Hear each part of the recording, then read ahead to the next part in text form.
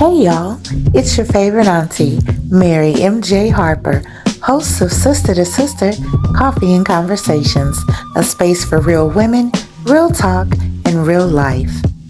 Let me introduce you to my amazing co-hosts, Michelle Colbert, Mimi Lee, Stacy Stiles, Frida Ballard, and Delashawn Bordeaux.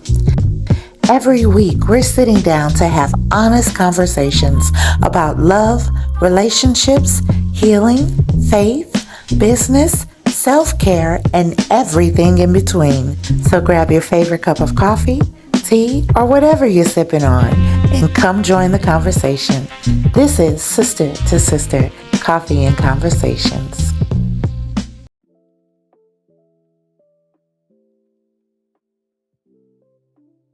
How y'all doing today?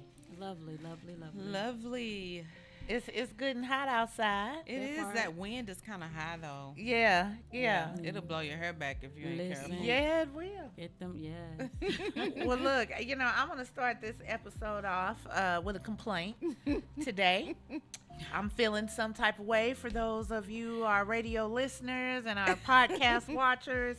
If you Hi. take notice to the screen, this one over here on my left got this hat on. And this one over here on his right got this hat on. Woo. I pulled up outside and I was like, well, what? I didn't get the memo. I could have worn my.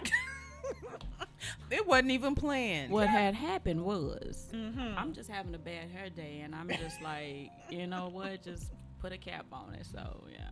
Yeah. And I had a new hat that I hadn't worn, and I just was like, you know what? Today's a good day to wear it. You looking kind of sexy over there in your hair, your makeup, your locks laying all nice, your Yeah. dress hanging all nicely on your shoulders and stuff. Looking kind of cute. Well, thank you, girl. You look like you went in menopause today. I beat it today. You beat it today. Listen. Now I don't know about tomorrow, but I beat it today. Won't he do it? Oh. One day at a Okay. time. Won't he do it? Yeah. Just excited about the next chapter. Mm-hmm. And oftentimes, this kind of our subject today is going to touch on that because oftentimes we stop dreaming. Oh yeah. Well, you ready to get started? Let me ask Miss Stacy about her day before we get into this. Oh yeah, I've been busy. I've been real busy. I like to give a thought every week. I try to give myself something, a personal goal, and this week for me was reflection. Like I just had to reflect because I'm so busy. You know, I really don't get a time to just sit and be. So as I go throughout my week, I just try to reflect on being grateful, basically, to have the mind and the health and the wherewithal to be able to move around like I do. Yeah. You know, I think for me, like this topic we're talking about is being in this mode. Sometimes you get stuck and complacent in the worries of what you don't have or what you can't do at that moment. So it's just reflecting and just being grateful Yeah. for what I can do and when I can do it. Yeah. So yeah. Well, for me, it's been a beautifully blessed week, and today you and I had an opportunity to go out and support Miss Frida in an event that we partnered together, Pay It Forward Projects and Life Journey Unfolding. We went out today in downtown Dallas, and we were able to bless some women who were residents at a domestic violence center. And we got a chance to show them some love, and we did like a little barbecue. We played some games. We gave out some gifts and just had a good fellowship and had an opportunity to love on these beautiful women. And that just kind of completed my week. Like you both, we talked about this subject, and I'm very anxious to dive into it because I believe at some point or another we all have experienced survivor mode. I want to welcome you all to this week's episode. Today's conversation is one that I believe so many people can relate to, even if they don't have the words to describe it. Sometimes life keeps throwing one challenge after another, and before you know it, we no longer live. We are simply living to survive. So today we're talking about survival mode.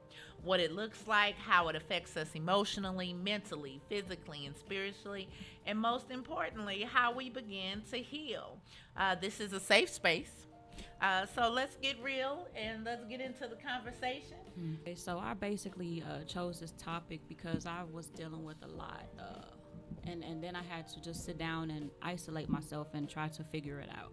I went through therapy, and it's a stigma in our culture to go to therapy. It's like, you don't need that. What happened in this house stays in this house, and you strong.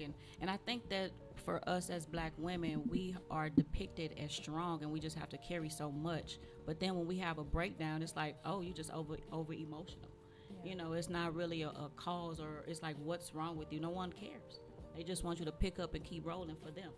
So for me, I just wanted to have a conversation and a safe space to release and vent, if you will, and try to get feedback from the rest of my sisters, and to let everybody know that you're not alone if you're going through it. Yeah. So basically, my first question was, how does survival mode impact relationships with family, friends, and partners?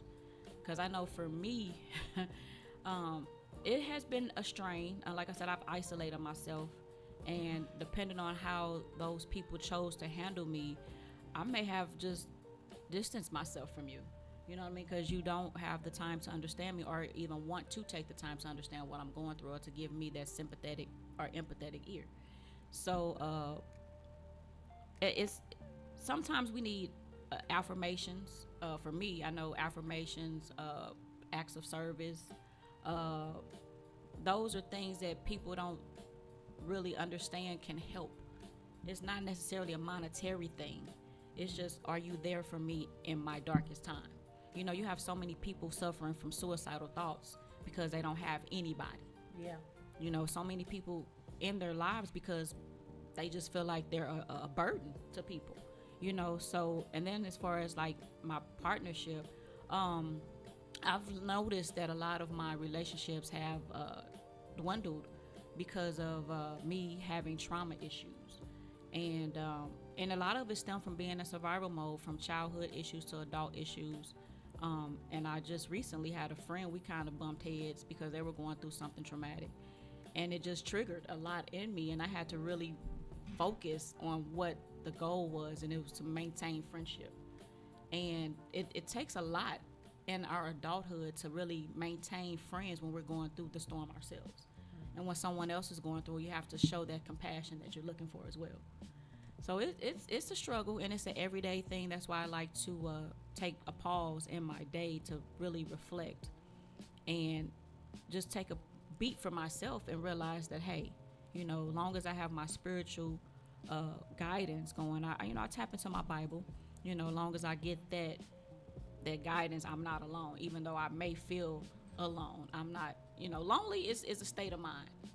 And most times you have to tap into a higher power to get over it. I believe a lot of times mental illness is more of a mind battle. So, and don't get me wrong, it's a chemical imbalance as well. But sometimes when you let the best of your mind get to you, it's like you just have this woe is me type of situation, and you feel like you don't have a way out. So that's why I wanted to bring this topic up and to share it with, our viewers and everyone. So. What I've learned, as far as relationships and being in survival mode, because I too have been in survival mode, is that I had to step back and realize that everybody around me wasn't going through that. And I could not be selfish and expect them to understand something that they didn't understand themselves. I had to look at within. I had to look within myself. Why am I in survival mode? And why am I continuing this pattern? I learned this because people that were supposed to love me caused harm to me. So if I continue to dwell on what they did and not dwell on who they did it to, I was going to continue in that path, and that was not fair to those that were trying to love me. I can't expect someone to be something that I don't even know how to be. So my family supported me however I needed. So if I became quiet, it was okay.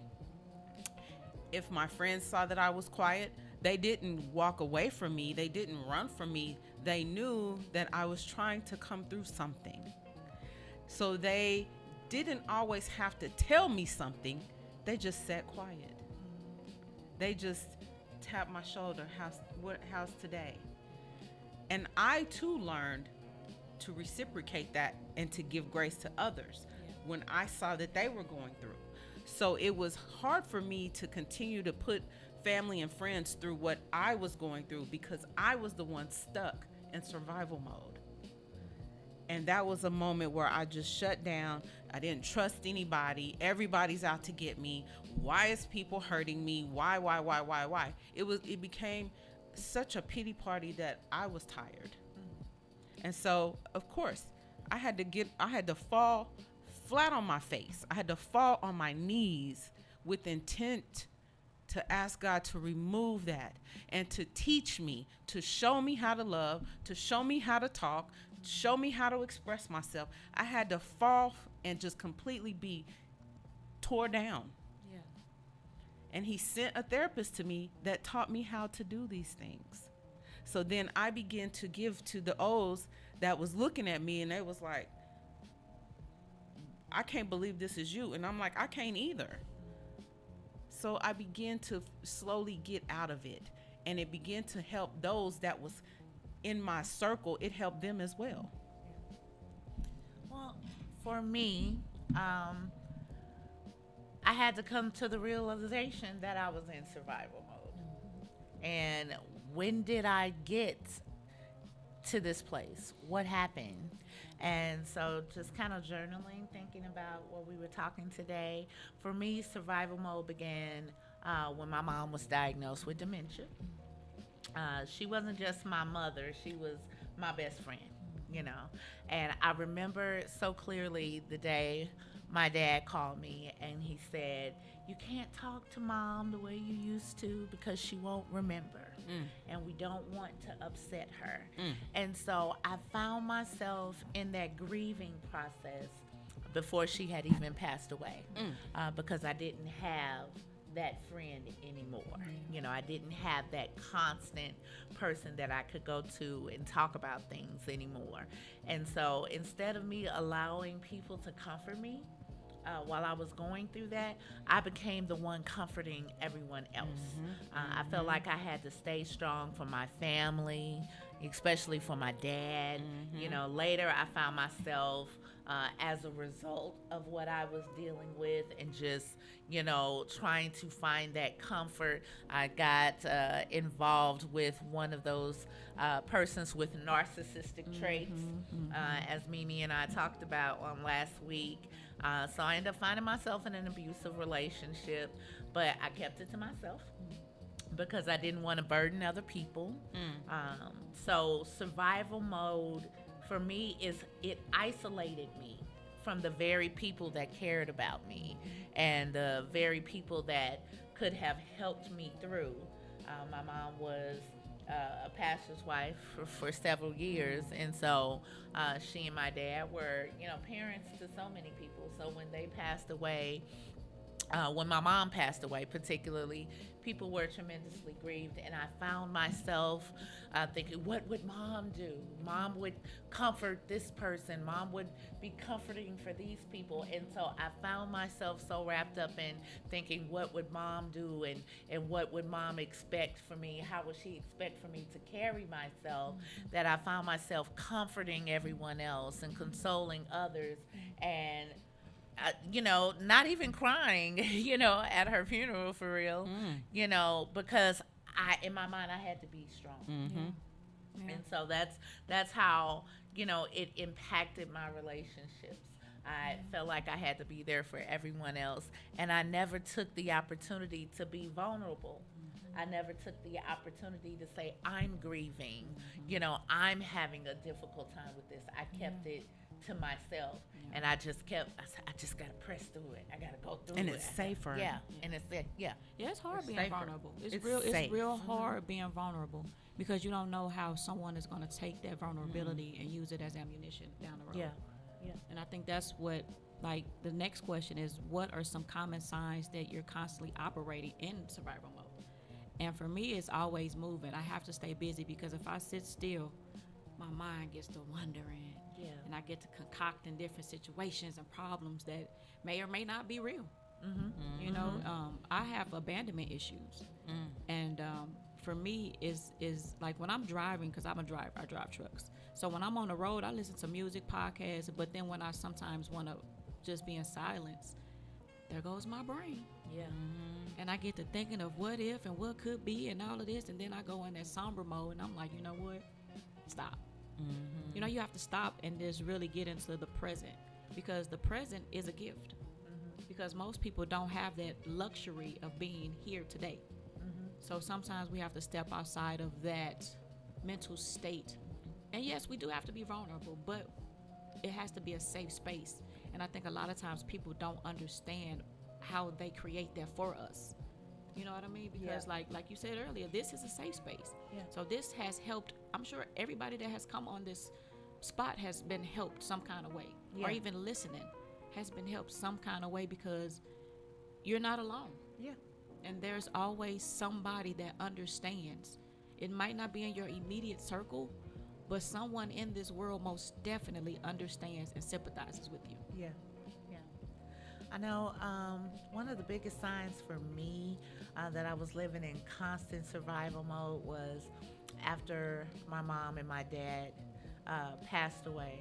I found myself in this constant cycle of what ifs, you know, because I was preparing myself for loss. Everything, I just, you know, I was so engulfed by the loss that I had, that it made me look at all of the relationships and the people that were That's it. close to me, and what if I lose them next?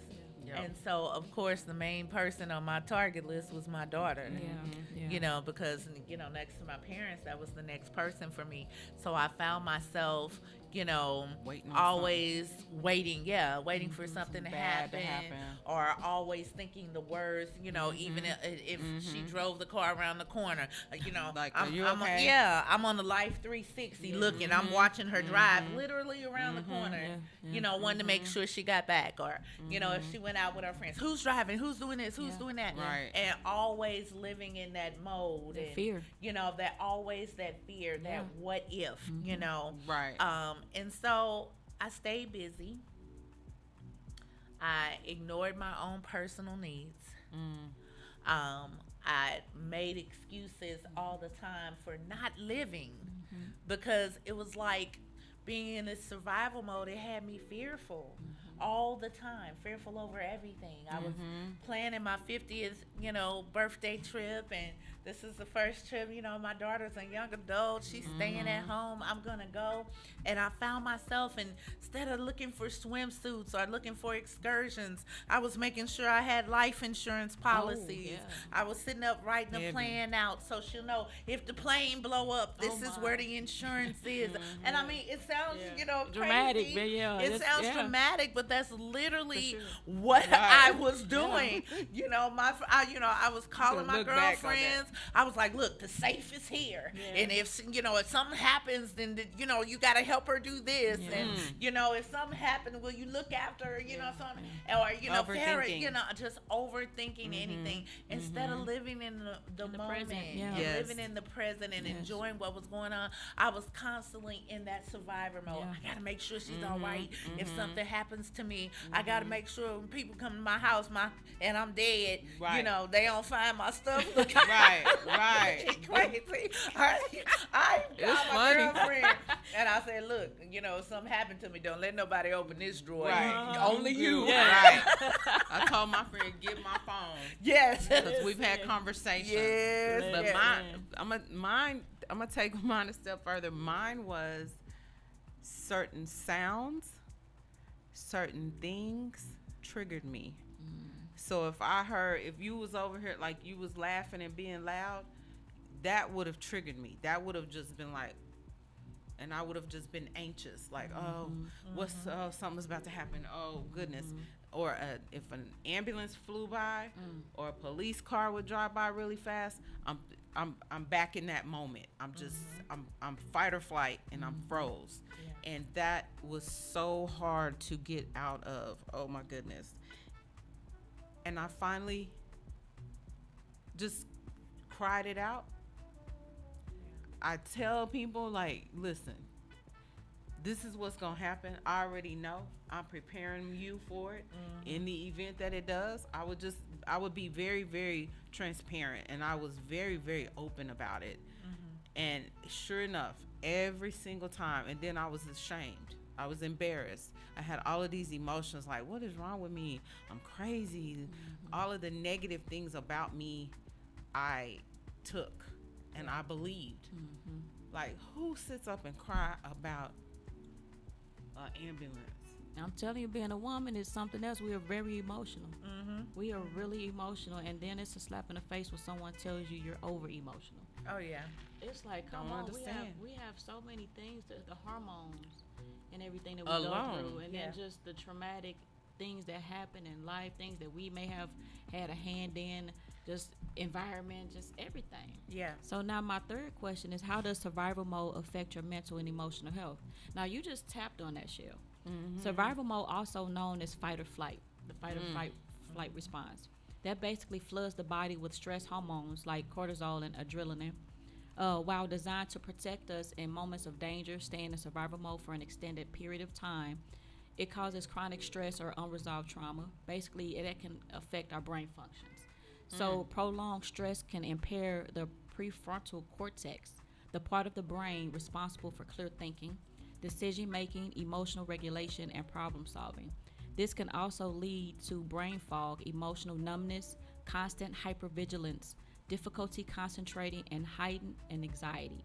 If left unaddressed, chronic survival mode can significantly impact both mental and emotional well-being.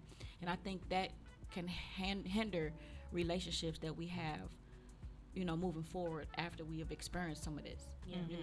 Because like you said earlier, you're always on the cliff about something, like what is going to happen. Like Mary, like you said, you're planning for the worst. Yeah. And that we get stuck in that pessimistic kind of thought process, because instead of being optimistic about things to happen for the greater good, we're just worried about what is the worst case scenario, which is always good to be prepared. Yeah. But we have to live and not just exist. Right. Yeah. Right. That's crucial. The brain fog was so heavy for me that I literally forgot how to do my job. And it was a job that I had done forever.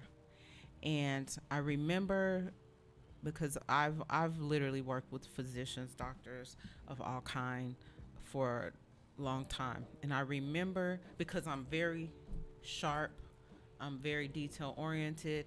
I mean, I'm the go-to person. I know this because that's who I am. That's because God created me in that purpose. It's not to flex or anything like that. But God gave me that gift. And when I was not able to do that gift, when I was surviving, it caused them to be angry. And so it was thrown on me, and I'm trying to survive. I'm trying to make it through.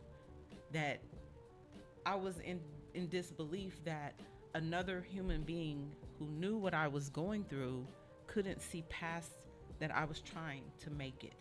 I was trying to survive, that I had gone through one of the most traumatic times of my life, and they was worried about how I used to benefit them the same way.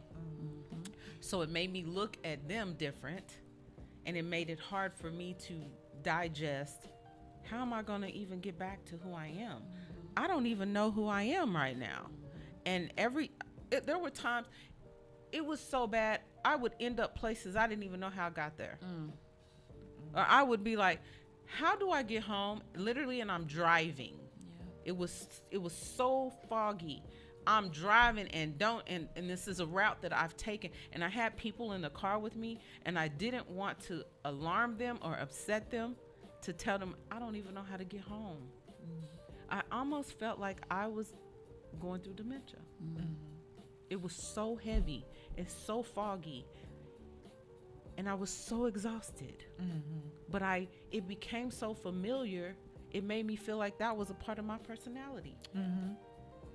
I know for me, how does survival mode affect your mental and emotional health? For me, I was sad all the time. I was depressed all the time. I had anxiety. I questioned people's authenticity with me. I was defensive all the time. I was critical of others all the time. I developed this mentality that everyone was against me. You know, I found myself sitting up thinking, you know, someone could say like the simplest thing to me, and, you know, somehow I came away on defense, you know, when it came to everything.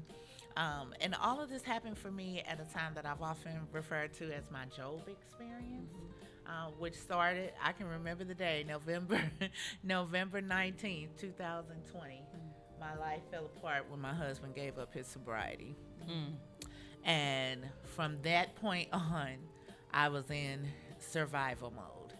Because at first I'm like, okay, he's given up his sobriety. I made these vows. I've taken this commitment. I've got to stick with him through this. You know, this is about to be hell. Because I knew what life was like before he gave up, before he became sober. And so in my mind, I'm thinking, okay, now I'm getting ready to go back into this, you know, so that instantly pushed me into survival mode. And I didn't even know that that's what it was at the time. But going through that point, going through the divorce, and then going through the separation, and somehow I should have took my time and I should have waited, and I didn't. You know, and I got right into another situation, and that situation was tumultuous, and, you know, it was violent.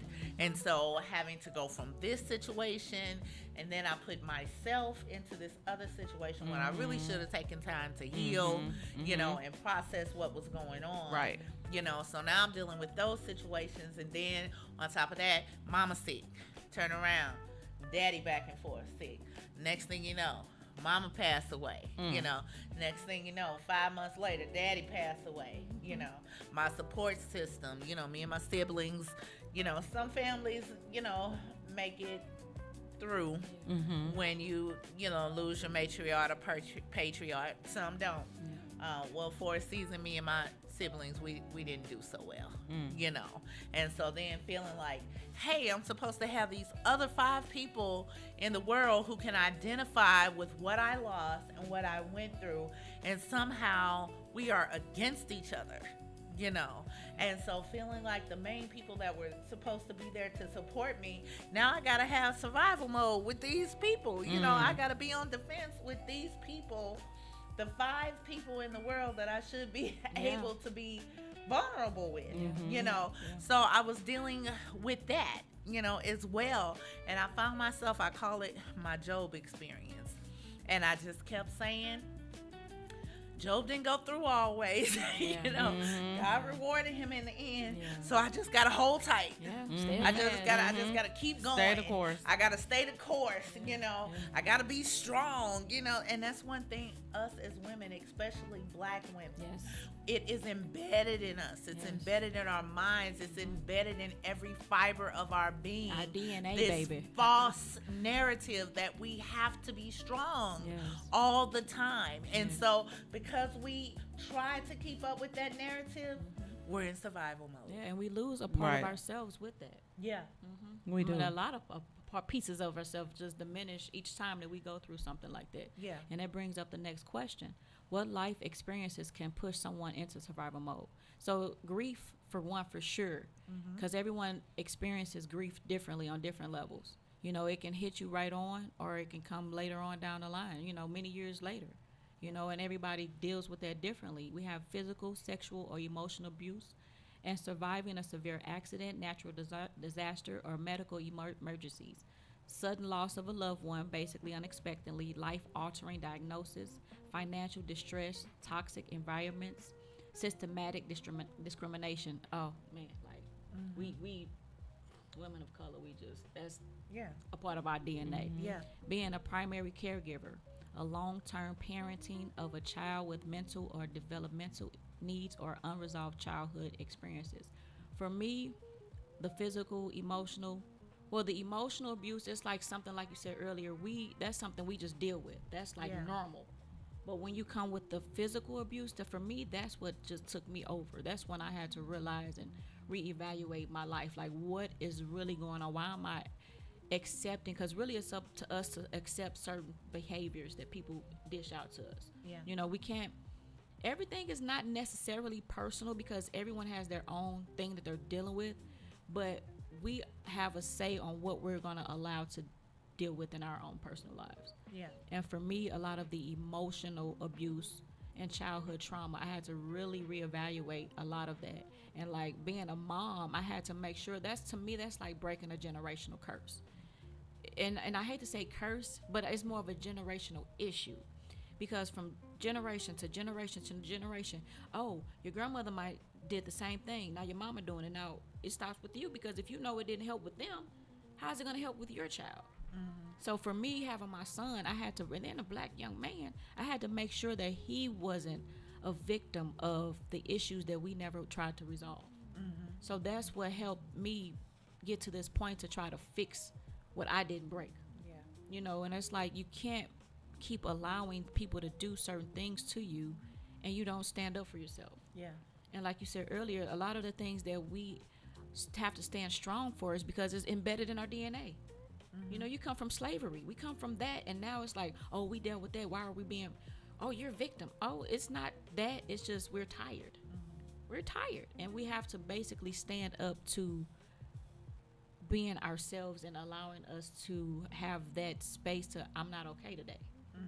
You know, maybe I do need to sit down. It's okay in the not to dark. be okay. Yeah, Yeah. maybe I need to sit in Yeah. the dark and really reevaluate what's going on and how am I allowing this to affect me. Domestic violence was mine. I didn't come from abuse. I wasn't mentally abused ever. And I wasn't mentally abused in my marriage. It was a physical thing that one day, one time, it happened. It wasn't something that I had been dealing with. But it was so traumatic that it was devastation, that it was awful. I never thought that I would wear a title as domestic violence survivor at the age of 50. But it was something that threw me into healing. It was something that had to happen. It was something that was destined to break me because I needed to be broke. But I didn't know I needed to be broke. I didn't want to be broke that way. But God sent me in the fire and I came out untouched. And I refuse to allow that to define me, to not allow me to heal, to not allow me to be the person I've been called to be. I don't want to walk in survival mode because I don't want to be exhausted. I don't want to stop dreaming. I don't want to not live. I don't want to die and God reveal all of the things he had for me that I wasn't able to get because I was surviving and not thriving and not being who I was called to be, because who I am is not surviving, just surviving. It's not survival mode. I don't wear that title. Yeah. I'm bigger than that. So that's my challenge to anyone who is watching, who's listening, who don't even know what survival mode is, and you probably are in it. Tap into who you are. Tap into who you are. And it is okay for people not to understand. That is where you get a healthy boundary. Healthy boundaries are okay. They're not bad. And the person that you're having a healthy boundary with, if they can't appreciate it or understand it, it's okay. They need to move on. They need to keep going. Don't stay sad, depressed, down in a world that is yours. Rise up from it. Yeah. I think for me is of course, what I've shared, grief. Grief was one of the main things that pushed me into survival mode. But also, when it came to my marriage, because I married unequally yoked from the very beginning, there was this expectation that I put on myself that, to defy the odds that were against us. And that, we could make it and we could be this and we could be that and we're going to prove the world wrong or, and so I found myself, even in my marriage, even when the times were quote unquote good, they were good because we were surviving. And they were good because I was doing all these things that in my mind I thought were the expectations of a good wife to survive. And we weren't surviving. To be honest, I was just settling. Existing. Just existing, just settling till it got to a point where, it's like you said, that fight or flight. And I know one thing for me was my, next to God and my parents, my daughter is my all in all and my everything. And so in my marriage, when things begin to go awry, that spills over outside the bedroom sometimes. And so I saw my daughter being exposed to relationship patterns and behaviors that I never in life intended for her to be exposed to. And so it got to a point where I had to make a decision. This a grown ass man. You responsible for her. What you gonna do? And so, I'll just share a brief story. I was doing a garage sale at the point where, I was trying to clear some stuff out the house because I was trying to make up my mind what I was gonna do. And my daughter was young. She came out and she's really excited and really handsome. Mom, I found this $20 bill. Can I have this $20? And I said, where'd you get that $20 bill from? She said, oh, it was folded up. I guess Dad dropped it out of his pants, when he was getting ready to put his clothes in the washing. So I opened it up and it was some powder in it. And it splashed on me. I trying to wipe it off of my face. And I knew what that was. And so I panicked.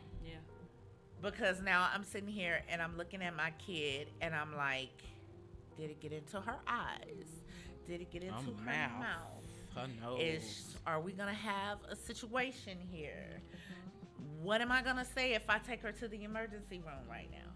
Are they going to take my kid? Yes. So I'm sitting here and I'm like frozen and my godmother was looking at me and she was like, just breathe. Because I was between fear and anger. I was like, Stewing.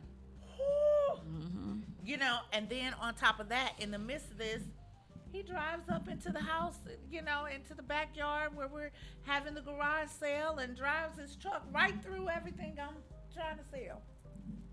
And I'm sitting there like, wow.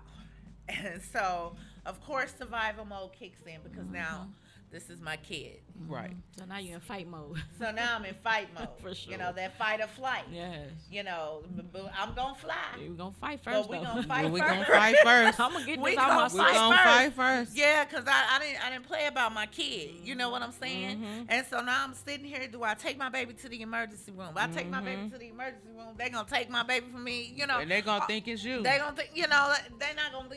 And then not only that, I'm the wrong skin color to get some sympathy. Yeah. You know what I'm saying? So I had to make that decision. But, I prayed. I prayed over. I washed her face. I washed her hair. I made her blow her nose about Yes. 50,000 times. Yes. I did all the things. And at that same night, I told him, you got to go, bruh. Yeah. That was it. That was it. Yeah. The That was breaking it. point. That breaking point. That was a breaking point. Girl. You got to go, Yeah. bruh. Yeah. He had lost his job. Oh, yeah. And so now I'm sitting here taking care of this house by myself, and you coming in crazy, Yeah. and doing all this. I called his boss at the time. He had, and I knew his boss liked him. His boss had transferred out of state. And I called his boss. I said, now look here. He need his job back. I need you to give him his job back. And I need you to send for him to come where you are, you know. And his boss agreed, gave him the job back, and he thought of every excuse in the world not to take that job. Sure. I ain't got no you money to taking pay that for the job. luggage. I ain't got no money Oh, to you do getting this. on that bus? And I was broke trying to pay this expensive house note and all this. I called my friends. I text my friends. I text my family. I told them, look here, I need y'all. Send me $20. Somebody. Everybody, send me $20. And I need to Send get me a kite. I need to get this brother on this plane. By at any that means necessary. Yes, I was in survival mode because I was sick, y'all. Yeah. I was going to the doctor. I was having colonoscopies. I was having MRIs and CAT scans because water made me sick. To drink water, I was sick all the time. And the doctor said to me, coincidentally, that Monday before this situation with my daughter happened, the doctor called me in the office. He said, Miss Harper, Miss Holly, we done ran all the tests. We done all the things. And she knew some of the things I was dealing with at home. And for your doctor to tell you that man is killing you, that man, that situation is killing you, you got to make a decision, Yeah. And so when my doctor told me, honey, that man is killing you, nothing else is wrong with you. Your colon is fine. Yeah. Your heart is fine. This is fine. That is fine. You get rid of that man, you'll feel better. Anytime your doctor says that to you, That's God speaking through it, baby. come on. You know what I'm saying? And for some of us out there that's listening, don't you let that man kill you. Don't you let that man kill you. Literally and You know what I'm saying? Figuratively. Yes. Yeah. The Bible said, I shall live and not die. Won't even- And I die. was not finna let no African American brother, European brother, or any other national, I wasn't finna let None. nobody take me out of here if it wasn't God's will. And so I had made that decision to leave, which is what led to the garage sale. Okay. And then when this situation happened, that was just further confirmation. That was a nail in the coffin. That baby. was the nail in the coffin right there. But through that thing, that's when I got into that survival mode. And so from November 19th, 2020 until January 14th, 2026, I've been in survival mode. Because it's been one thing after another. One thing after another. One thing after another. And, I finally got to a point where, I say it all the time, God, I trust you. I trust you. I don't know why I'm going through this. I don't know why you allowing things to happen the way that they happening, but no matter what, I'm going to trust you. So even in your survival mode, trust God. You have to. You have to. So the last question is, what does healing look like after spending years in survival mode? So healing after long-term survival mode isn't about returning to a pre-trauma state. It's a profound process of learning to feel safe within your own body. This requires a shift from simply existing to truly living, necessitating patience, nervous system regulation, and gentle self-compassion. And I'm going to go to Philippians 4:6-7. Do not be anxious about anything, but in everything by prayer and supplication with thanksgiving, let your requests be made to God. Yeah. And the peace of God, which surpasses all understanding, will guard your heart and your minds in Jesus Christ. Amen. Yeah. You got to stay prayed up. Mm-hmm. For Even me, if- healing looked like helping others, going to therapy, helping other women laugh again without feeling guilty, helping other women be able to express themselves without being judged. Healing for me was a nonprofit, going out serving others. Healing for me was sleeping through the night. Healing for me was smiling again on purpose. Healing again was trusting you because you ain't done nothing. And it was allowing you in my circle, allowing you around my barrier that I had in a new state. Healing for me was opening my door to allow people to come in and talk to me Yeah. without feeling like what they want. Something is wrong. that was healing for me. And healing was trusting God again, Yeah. because I had not been trusting him. I had not been walking with him. That was my healing. For me, oddly enough, listening to what your healing was, mine was the opposite. Mine was saying no. Mine was to stop being so helpful. Mine was to sit still. And mine was to take care of me. It was to learn how to put me first and how to do it without apology. Because I was so used to giving of myself. I'll tell you one defining moment. I was sitting up and I was looking back at a video and a Facebook clip where somebody had, shared some beautiful, encouraging words about me and what we do with Pay It Forward Project. And she said, I have seen MJ give her last to serve the people.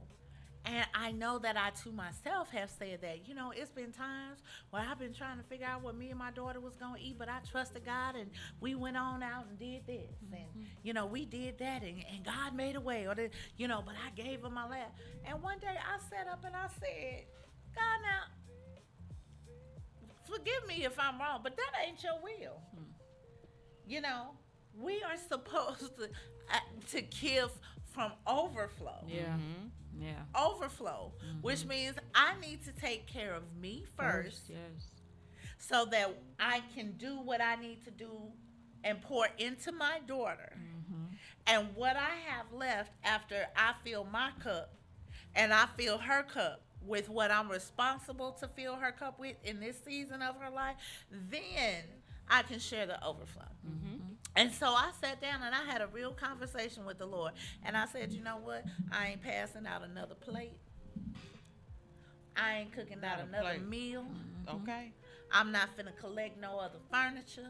Okay. I'm not finna do none of that, because I'm not finna give from an empty cup.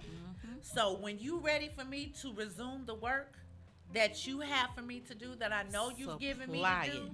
then you're gonna supply the need. Yep. And you're going to make sure that I'm mentally, emotionally, spiritually, financially equipped and in the black, not in the red, not in the deficit. You're going to make sure that I have what I need to have for me and my house before I go out and bless somebody else's house. So until you do that, I'm going to sit down. Yeah. I'm going to sit down and I'm going to sit right here and I'm going to listen to you and I'm going to glean from you and I'm going to take from the word and from the scriptures and from whatever you have to pour into me. And I'm going to sit right here. I'm not doing nothing. And I was frank and I was bold and I said that to the Lord just the way I'm saying it to you. Because the Bible says my cup runneth over. Yes. And if I'm living in a place where I am in lack, the Bible says surely goodness and mercy. And I was struggling, so I'm like, Lord, where's your goodness? Right. I need to see your goodness. I thank you for the mercy and the grace to allow me to wake up every day, but that's just living. That's just breathing. I need to have a quality of life. And then not only that, I need to be able to tell my daughter that trusting God pays off. Not just living in the trust him all the time without seeing any residual on it. So I'm going to sit here and I'm going to take care of me. And I'm going to let you pour into me. And I'm going to let you minister to me.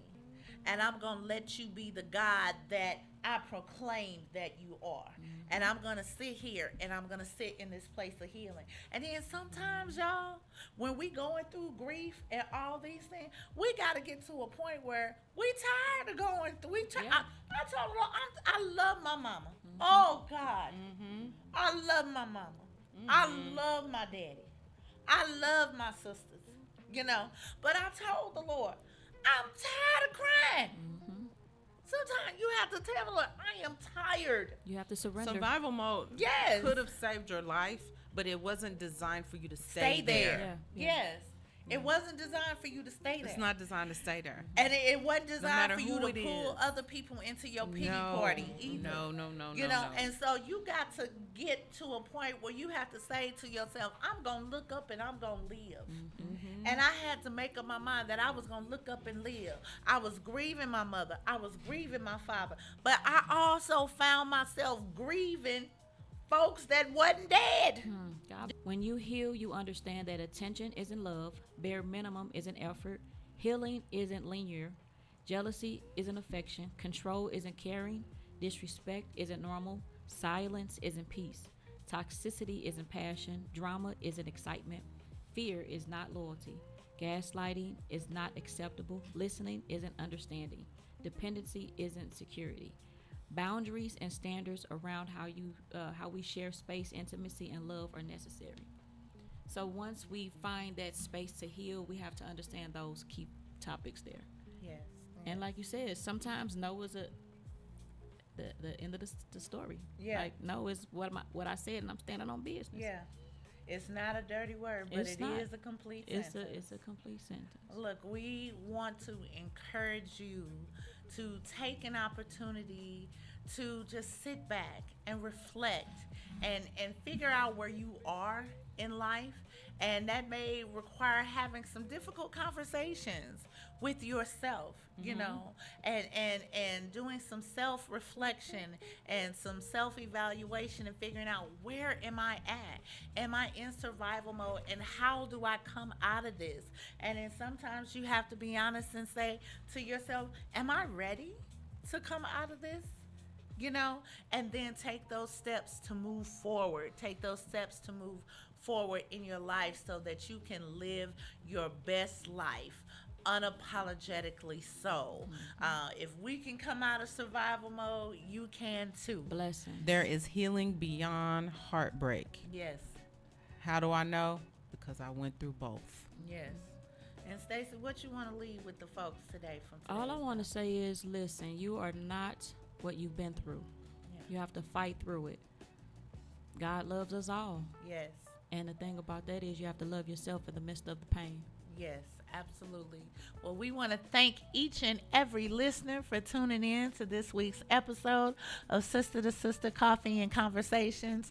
We hope you guys are enjoying the conversations and the topics that we're bringing to the table for you. If you are watching and tuning in through Fishbowl Radio Network, whether that be on Facebook or going directly through the channel, you know, let us know that you like what you're hearing. Give us some feedback, post in the comments, send us some stars to show your support. If you are interested, we would love for you to be a sponsor and make a donation. You can do so through the Fishbowl Radio Network station by going to fbrn.us. Did I get that right? Yes, fbrn.us. You can click on the link to find Sister to Sister Coffee and Conversations. Let us know what you're thinking. Send me a message. Send Michelle a message. Send Stacy a message. We want to, yes, holler at us. And then definitely reach out to our sisters that are not here. Delashawn Bordeaux, Frida Ballard, and Mimi Lee. We want to thank you once again for tuning in to this week's episode of Sister to Sister Coffee and Conversation. And until next time, y'all, be breezy. Peace. Peace out.